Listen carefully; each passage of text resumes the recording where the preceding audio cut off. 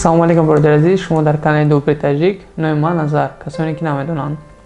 Бародари азиз, мехоҳам ба шумо информатсияи имрӯз беҳтарина будам ки глава президенти миграция Россия Вадим Кажинов флешмоби сар метаҳанд ки ба номи лето без патента. Чӣ медонед ки вазъияти ҳозир ҳама тирб шудага, безеб шудага, ҳама хитондесан хе мигрантҳо дар берун мондаган. Барамха камтар вазъиятҳо безеб шиста. Вадим Кажинов фикр кард ки агар хуб мешава ҳамаи мигрантҳо видео обращения кунанд, хай ситуатсияро нақл кунанд бо дар поёни ҳамин видеошон хэштег дар социални сетиҳо мепартоянд хэштеги лето без патента. ҳамин чӣ хеле ки дар интернет дистем уже хеле мардуми Узбекистону тоҷикои мо худамон бисёршон ҳамин кора кардастанд. Иншоалло мо мехоҳем ки ҳамин патента бо лето ҳамин хотя бы тобистонда бе ҳамин нарх навуша бигиранд. Результатом которой было обращение к премьер-министру Российской Федерации Мишустину. И на выходе мы получили указ номер 274, который отменяет оформление патента, оплату патента, оформление регистрации и так далее. Но этот очень комфортный период заканчивается, как вы знаете, 15 июня. А до 15 июня тут осталось фактически меньше 3 недель. При этом мы понимаем, что ситуация серьезно не изменилась, экономика не восстановилась. Многие до сих пор без работы, и за патент также нечем платить. Поэтому мы сейчас инициируем новую акцию. Она будет называться «Лето без патента». Такой будет хэштег. Я прошу вас всех также взять телефон и сказать туда: я такой-то, такой-то, прошу, чтобы это лето было без оплаты патента. И присылайте эти видео нам через соцсети, через наш WhatsApp.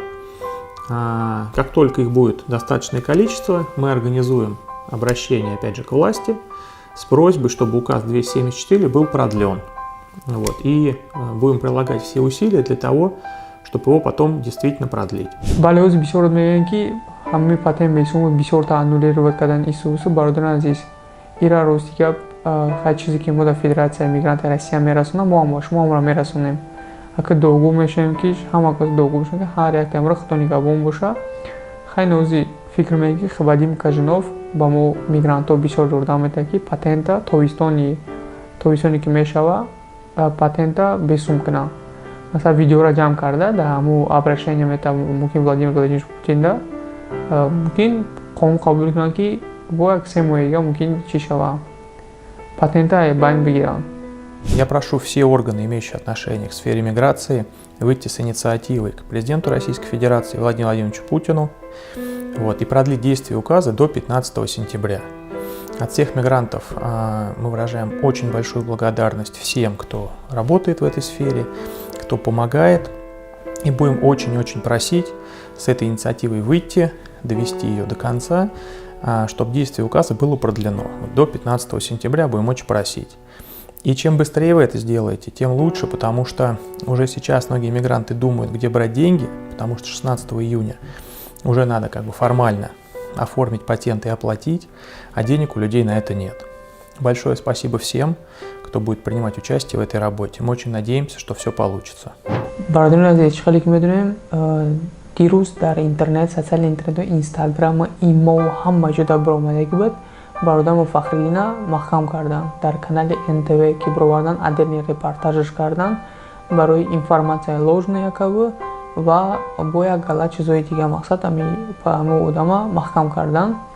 ҳозир дар чӣ хеле ки дар новости гуфтанд дар ҳамун Аделай дар ҳамун ҷой ҳастай чӣ мехоҳам бигӯм ин бародари мо бисёри бад баҳс уже байни блогерои худ мо доштак. Акар рӯси мебурдум ма тоҷико асоба блогерро намешиносам беғайр аз як дусе бародари блогер ҳастанд тамошо намекардам. Баъд нав хабардор шудам ки баҳсаш бисёри бад буд ба ҳамчунин блогерои худмон хатям ахора чап ҳамин гапои бемаънӣ бисёри бад мешидай. Чтобы задержать подозреваемого, бойцам СОБРа не пришлось долго кружить по району. Оказалось, что Фахриддин Мирзамуратов живет и работает по одному адресу. В магазине «Оптика» он торгует контрафактными очками, а за стеной ведет свой экстремистский блог. Там он призывает своих соотечественников не подчиняться законам страны, в которую они приехали. Ира статья 207 қисми 1 задагиян и статьяда метавона ай 500 000 то 700 000 рубли русира масалан штраф рӯш кунанд ё ин ки аз 3 сол то 5 сол метавонад бишина дар мақсад тирман бишина.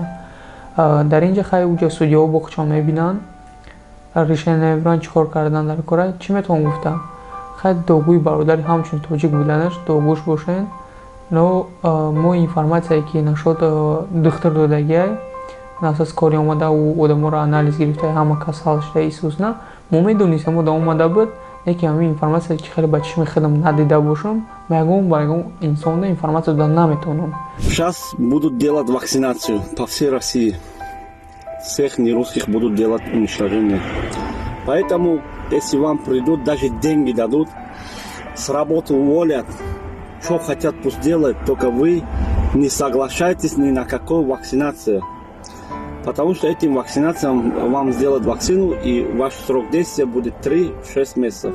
Эҳтиёт бошед, дар ҷое бошед, набошед, эҳтиёт бошед. Дар ҳаққи ҳамин бародари мо дуогӯ бошед ки хай гуфти рӯзҳо перед законом мо бояд ҳама соблюдат кунем. Чӣ ки мо меҳмонем дар давлат. Барои ҳамин бародари азиз чӣ кунанд дар кор? Дуогӯ бошед ки бародарамон камтар хай вазъияш хуб шавад.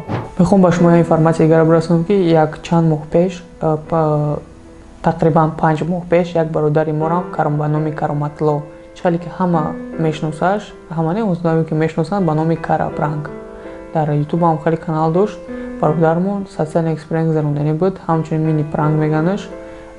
Чи дар дуруни метро якобы аввал началаи ҳамин чида эпидемия ки нашуд касали заболевани коронавирус, ҳамчун социален эксперимент гузаронд ки одамо бибинанд чӣ ҳодиса, ҳамира давлат то фаҳмида.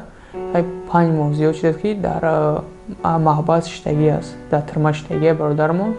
Хайки худо иждам дуогӯ бошем ки тезтар бубурем, барои оне ки ин рӯзҳо чанд қа пранкҳои бемаъниву беҳар гап мекунанд.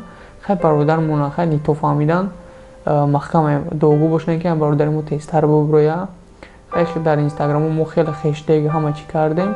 ҳозираша бародармо 5 моҳ шудагӣ иштагӣ. Иншоалло то 7 июла суд мешида. Хай дуогӯ бошем ки бародари мо бубуроя ва фирм фоидааш мерасад, залараш не дар ҷамъият иншоалло.